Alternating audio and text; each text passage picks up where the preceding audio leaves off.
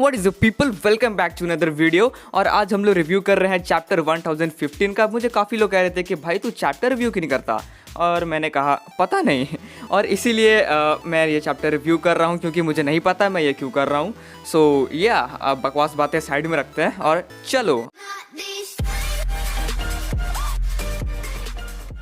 Chapter 1015 चेंड। इस बार का cover page काफ़ी कॉमेडी है।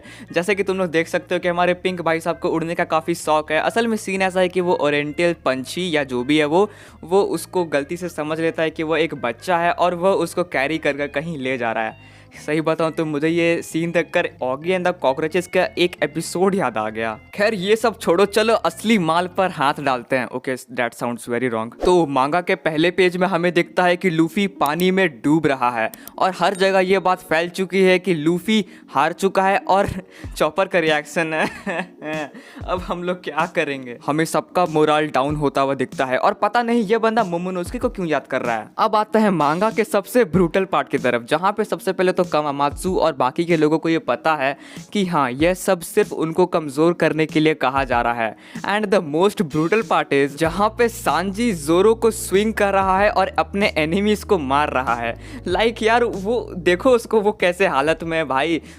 लेकिन जोरो भले ही सो रहा है, उसको इस चीज़ से कोई मतलब ही नहीं है कि भाई उसको कैसे यूज़ किया जा रहा है।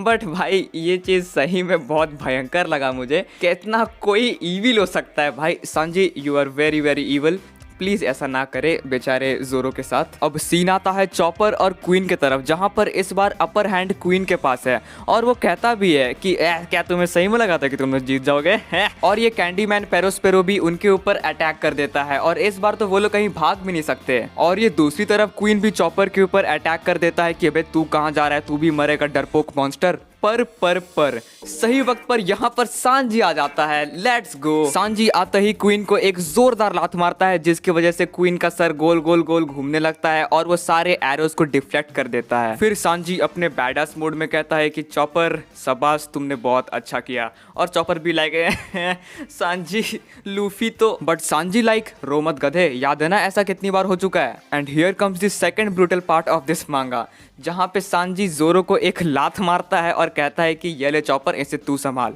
अगर ये ठीक हो गया तो कम से कम ये 10 लोगों को तो संभाल ही लेगा। एंड उसी वक्त जोरो भी जाग जाता है और कहता है कि नहीं 2000 एक्चुअली। खैर अब सांजी और क्वीन की फाइट होगी और दूसरी तरफ लोग ये सोच रहे हैं कि आखिर कैसे ये लोग अभी भी लड़ पा रहे हैं, आखिर उन्होंने अभी अभी अपना कैप्टन खोया है। और दूसरी तरफ मार्को भी ये कहता है कि उनकी यही चीज़ तो उसे पसंद है। जोक्स असाइड आगे का जो पार्ट है वह मुझे काफ़ी पसंद आया है। कैसल के फर्स्ट फ्लोर के अंदर जहाँ पर काइडो और कियनमोन है, सही बताऊं तो ये आर्ट जो ओडा ने बनाई है ना, मतलब कसम से मज़ा आ गया। इसे देखकर बिल्कुल ऐसा फील आ रहा है कि Kinemon is in nowhere situation, जहाँ पर उसके सामने और कुछ नहीं बल्कि डेथ है। हमें दिखता है कि कियनमोन अपनी टूटी हुई तलवार से काइडो के एक पैर पर स्टैब कर देता है और यहाँ पर हमें एक इंस्टेंट फ्लैशबैक भी दिखाया जाता है जिसमें कियनमोन मोमोनोस्के को ये समझा रहा होता है कि वह नहीं चाहते कि किसी को ये पता चले कि वह किसी तरह ओडिन से रिलेटेड है और इसी वजह से वह चाहता है कि वह उसे फादर कहकर बुलाए। हालांकि कियनमोन यहाँ पर मोमोनोस्के को सामा कहकर बुलाता है। इंग्लिश डब में बोले तो लॉर्ड मोमोनोस्के। मोमोनोस्के ये कहता भी है कि फादर ये सामा कहना बंद करो। वैसे तो मैं मोमोनोस्के का काफ़ी मजाक उड़ाता रहता हूँ, पर यह भी समझना ज़रूरी है कि कुछ कैरेक्टर्स ऐसे भी होते हैं जिनको बाकी के कैरेक्टर्स की डेवलपमेंट के लिए या फिर उनके मोटिवेशन के लिए बनाया जाता है और मोमोनोस्के इसी वाले कैटेगरी में आता है। एंड टू बी ऑनेस्ट बच्चों का जो कैरेक्टर होता है उन्हें लिखना वैसे भी काफ़ी मुश्किल होता है क्योंकि उनका इन्वॉल्वमेंट एक मेस क्रिएट कर सकता है। एंड यहाँ पर मोमोनोस्के का कैरेक्टर अपने आप को जस्टिफाई करता है, जो कि एक काफ़ी अच्छी बात है। और सही बताऊँ तो ये फ्लैशबैक बिल्कुल अच्छी जगह प्लेस किया गया था, which makes this scene more emotional, क्योंकि throughout the story Momonosuke और कियनमोन का जो बॉन्ड है, मतलब Kinemon is more like real father to Momonosuke. खैर अब मोमोनोस्के के सामने ही काइडो कियनमोन को मार डालता है। इन सब के बाद मोमोनोस्के फाइनली ये रियलाइज करता है कि वह भी एक लीडर है और वही सबको मोटिवेट रख सकता है। मोमोनोस्के ये अनाउंस करता है कि लूफी अभी भी जिंदा है और वो वापस जरूर आएगा।